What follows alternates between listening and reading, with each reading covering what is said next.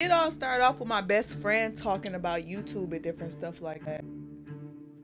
It's like I never just thought it was possible to like do that for like somebody like me or like her to just make a YouTube channel or to just do YouTube. When she told me she was gonna do YouTube, I was thinking, oh my god, I think you would be so good at that. It's your girl Moodsy. Do I look beautiful today? Because y'all, my best friend is so funny. Like, ooh, there's some light in this forest. She real loud too, and YouTubers be loud, so I thought she would be real good at that. I'm like, okay, I think you should do it.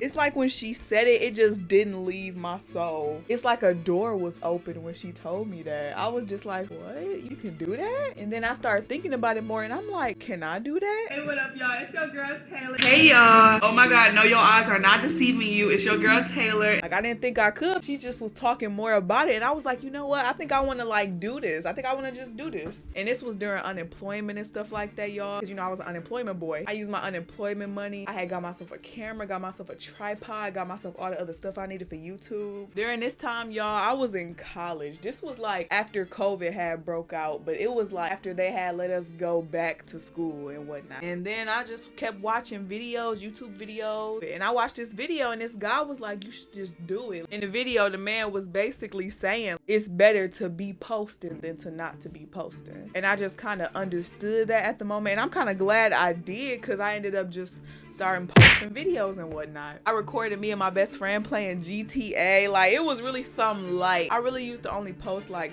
every 2 weeks, and them videos was not edited. They were not edited good. But at this time, I was doing a lot of stuff too. I was in school. We was doing online school and whatnot because of COVID, but I still had to go to band class and stuff like that, and like go to band practice because I got a scholarship. And y'all, at the time, I think I was working because I was always trying to do something to make some money. You know, I was working. I was also, if y'all don't know, I used to write essays for money. I was just posting videos, just posting different kind of stuff, reacting videos. I think I did like a prank on my mama. And the one video I posted was the Karen video. Ended up getting 700 views, and that was like the most views I had ever got. So I was like, what? It was during that time when Karen's was really popping. And after that, I just kept posting like different stuff. I was kind of insecure about my videos and stuff like that because I knew they wasn't the best. Hey, y'all, I remember one time my boyfriend said my videos wasn't funny. He was right. I just wasn't that good at editing back then, y'all. And then when I was at school, this one boy had said like, yeah, everybody got their YouTube phase. I'm like, I was thinking he not talking to me. I really stopped posting when I came home for the summer, because I came home with a purpose. I was like, bet. And I got a summer job, and then I just started working like a damn slave, y'all. I was working like a man. That was when I got my first fast food job. And y'all, I wasn't like y'all who got y'all fast food jobs when y'all was kids. Like, I got mine when I was grown. My first position was manager. And then I was literally working like a slave for the whole summer. Like, I ain't edit no videos. I ain't record no videos.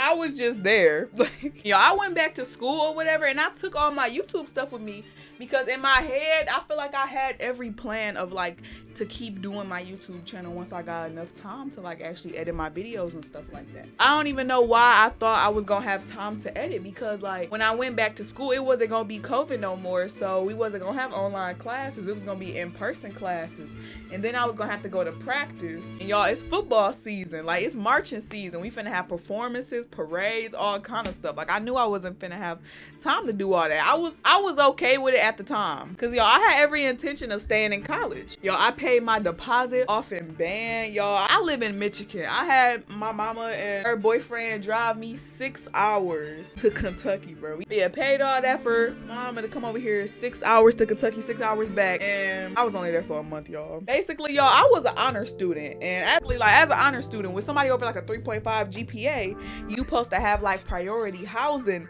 in like the dorm that's supposed to be for honor students. And I didn't get that my junior year because I was in the band. And I was all right with that. I was like, okay. And what they did, they threw me in this dirty building, and they threw me in there with the rest of the band, with the cheerleaders, and with the football players. They threw us all into one big dirty building. And then not only that, but then the fast food lady at the office talking to me crazy about my scholarship, like basically calling me a broke ass bitch. Oh, like she was so mad because I guess she don't like the band director. She don't like the band, and she just talking to me crazy about my scholarship. I'm telling her, okay, ma'am, he finna get that money money to you. I'm telling her that my band scholarship finna cover the rest of my balance or whatever. She telling me, oh, like just talking to me all kind of crazy. I don't even remember everything she was saying. Never been treated like that by somebody who was supposed to like help you, especially being treated like that while at a HBCU. Cause I'm in a band. That is so ghetto. Like, this lady over here bitching at me and I'm getting treated like this and the power in my room going out. They talking about the circuit breakers is next to the rooms, next to the one. Like, I'm like, cause then my roommate power ain't go off. It would just be the one on my side. What are you trying to say? That me and the girl in the room next to me both got too much stuff plugged up, or it's just the room? Cause they was telling me it was just the room, but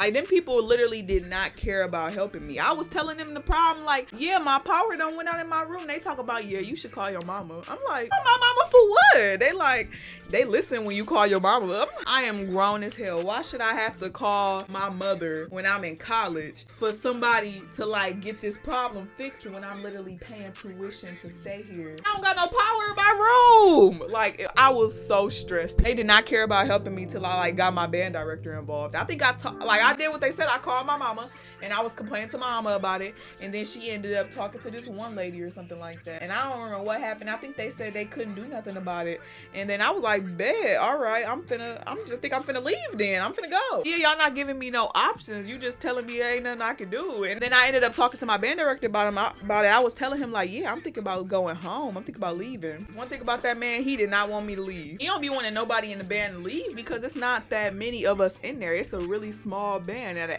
black HBCU. And he even he talked to the people. He was getting a hotel and everything for me and whatnot. He really did his big one because he was really trying to make sure I stayed. Even though honestly the situation, like, he would have got me in a hotel, because it's like these hotels, they're not on campus, y'all. They are not nowhere near on campus. They probably like some blocks away from campus. I don't have a car. I literally would have been taking that shuttle back and forth to campus, and it stops at a certain time, so I would have had to been getting rides from people after practice to get back to the hotel. It wouldn't have been ideal, but I would have been willing to like put up with it, you know. I would have been willing to put up with it so I could have a decent room. They gave me a day and a time that I could move all my stuff. I was like, bet. I packed up all my stuff. It was like 9 in the morning. I started moving all my stuff over to the hotel. They got me in a car or whatever, got all my stuff in the car, moved all my stuff in there. And then I go in there and I'm like, yeah, I'm ready to move into my room. And they tell me ain't no room for me. Yo, I literally had all my stuff sitting there looking stupid in the lobby for hours. Like I'm really laughing about it, but I was so stressed. Because I was sitting there. It's 9. It turned 10. I'm like,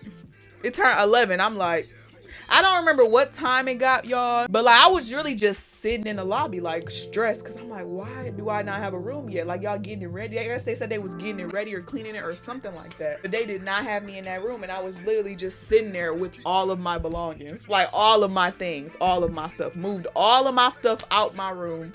I don't have the key to my room no more. I don't know if the key to my room worked no more, or I don't know what, but I couldn't get into my room. And I end up telling them like, hey, I gotta go to class type stuff. I gotta go to class. This was literally like the first day of class. Like, I was trying to get all this stuff done before school even started or whatever, get myself into a new room, but it ended up pushing out into the first day that class started. I ended up going to class. I eat a little bit at the little lunchroom. I come back. Then, I come back, they still don't have my room ready for me.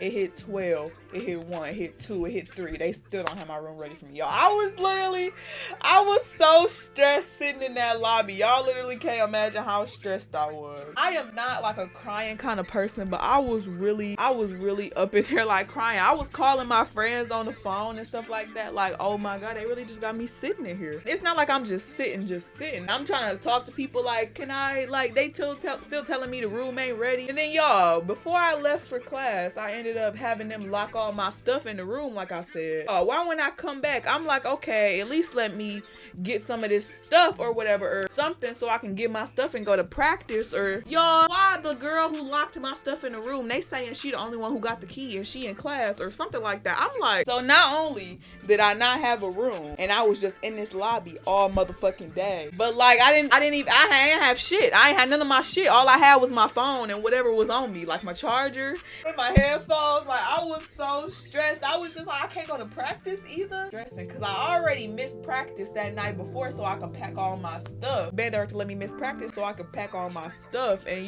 I'm finna miss another practice. I don't like to miss practice because now I'm missing stuff that I need to know for later. And I don't even be crying like that, but I was in there just crying because I was just so stressed. I'm like, I gotta go to practice.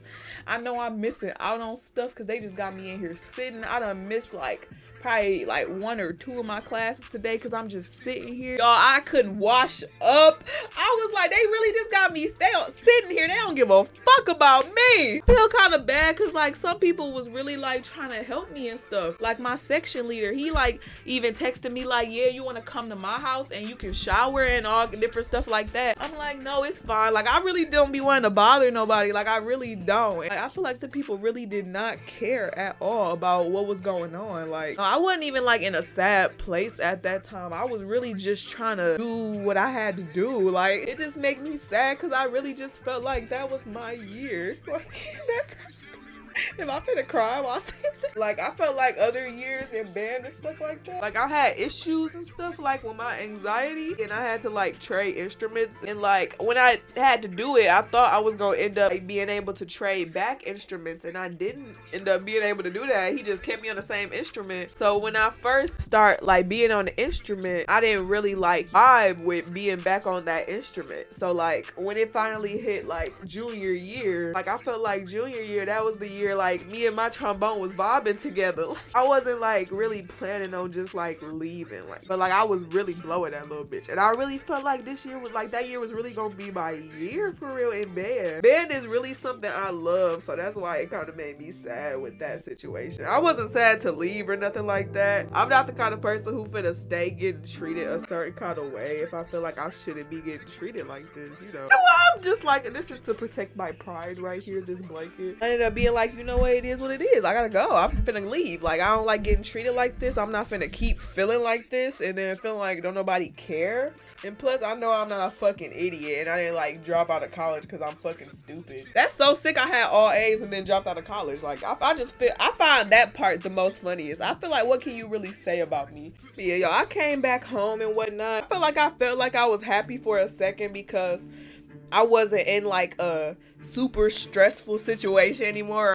So I just came back home and I just started working at fast food again. Like it was literally horrible. It was not good. And then everything around me just started going bad. Like I think I just stopped talking to my friends as much and stuff like that. You know, how you just try to move in silence or try to stay to yourself and stuff like that, thinking it's gonna make you feel better. Kinda did, but I wouldn't say that, because then I just ended up just trying to distract myself with other things like niggas. I ended up like my stomach was hurting and then it started hurting real bad. Then I ended up going to the hospital and I had to have surgery. It was some other stuff happened with this dude. We ain't even gonna talk about that. Just doing stupid shit. And y'all done fucked around and got COVID. Like, that's how you know you doing some shit you ain't supposed to be doing when you fuck around and get COVID. My boss, she started damn tweaking on me. Like, y'all, my boss started tweaking on me. She ain't like something I said. And if y'all know, I got a damn mouth on me. Like, sometimes I be thinking, should I not talk or should I not say that? But then the pride in me and the part in me that's like, no. And it's, instead of her being like, I don't know, being an adult and being like, I didn't like that you said this. Y'all, she literally, like, started to, like, fake bully me at work. And I don't like stuff like that. Like, trying to, like, say certain stuff to bother me or just trying to do certain stuff to, like, pick with me. I don't like stuff like that. So I straight up was like, yeah, I told her I'm putting in my 2-week notice. I'm finna leave. And y'all, I didn't have no job lined up after that. I literally just told her I was putting in my 2-week notice. I was doing CNA, so I was gonna be a CNA and then just go to, then start doing CNA. Cause I had did all my hours. When I put in my 2-week notice, that was just so I could do my clinical before I take my test. Y'all, right when I put in my 2-week notice, like the next day I came into work, y'all, she literally told me like, yeah, we no longer need you. I was like sick. I was like, alright. I thought it was kind of funny, but at the same time, I was like, But y'all, it was definitely not funny for long because like at some point I definitely ran out of money. And like I ended up not doing the CNA thing because I just felt like it was not something I wanted to do. Like, ever just feel like this is not something you want to do? Thought of it is still good. Like, you can make this amount of money for doing this certain thing, but it's like, this is not something you love. This is just gonna be something you doing. And then it's also gonna be something very maybe dangerous that you're doing, very stressful that you're doing. And if you don't love that thing that you doing, why are you doing it is what I feel like. Yeah, this was after I got my surgery, but before I got COVID. Like, I was literally going to CNA class from like 8 to 4 every day, and then going to work from 5 to 10 for like 10 days to get all my CNA hours. Just thinking about it in the way of like somebody could die. Like, this is somebody grandma, somebody mama, somebody auntie, and I could like murder her because I want some money. Like, no, I don't like stuff like that. And I feel like I'm a genuine person, and even seeing me, I know I'm gonna come across some people who aren't like me, even if I just do that occupation. And I don't want to have to deal with that at all. Like, I don't like stuff like that. I would say this was like one of my lowest points. I would say one of, because definitely not the lowest. So I was literally I had no will to live. I'm not even gonna lie. Like, the way I was spending my money was just crazy. Like, I wasn't even spending it on like stuff that could like help. I was spending it on stuff that would help me like momentarily or make me smile for a second, because like I wasn't happy at all. It was even a moment where like I think my mama, she was trying to do her like taxes or something like that, and she needed like my old boss to fill out something, and we had went up to my old job to get her to fill it out. And then my mama, you know, she was driving and I was in the passenger seat, and she was just talking to my boss and stuff like that. And I think my old boss, like the one who fired me, was asking me like what I was doing and different stuff like that. And I was basically like, you know, I wasn't really trying to talk to her, but then it just ended up turning into her and my mama talking. And my mama, she just, when she starts talking, she just likes to like talk and whatnot. And I don't think she understood like what my feelings was towards this lady. Told her that the lady fired me, but I don't think she understood what she was doing when she was talking to the lady. She was basically talking to this lady about what I was finna do with my life. It's like you talking to the lady who fired me and stopped my source of income about what I'm finna do with my life, and how I'm not just finna be living in your house not doing nothing. Y'all, I really, like, I didn't cry right there in front of the lady, but like mama drove off like probably like a few feet, and I just started crying. Like, I wasn't yelling or nothing like that, but I just kind of explained to her exactly what I told y'all. Like, this lady fired me, and you over here like kikiing with her about how I'm a failure. Like, that's just what it felt like, and she didn't really see it like that. At that time, when I was just feeling all those emotions and feeling like sad and feeling like a failure, and feeling like just like a college dropout failure. It's like, I just felt like the only thing that made me happy was like posting videos. Like, not even doing too much, just like posting something I felt like would make somebody smile, or something that would make me happy to create and like to put out there. And that's why I really just kept doing it, because I was at such a dark place. I don't know what made me do that. I don't know what made me just start posting videos when I was feeling like that. I was just so sad, and I didn't have no money. I just keep stressing. I didn't have no money. I was broke as fuck. Like, I didn't have a job. I just kept filling out job applications and stuff. I just kept filling out job applications and posting videos. That's all I kept doing. I kept posting my videos. I ended up getting a job, and I didn't want my mama to drive me back and forth. So y'all, that's when I started taking the bus. Like, I ain't gonna lie. It did not get better after that, because when I got that job, I was so unhappy.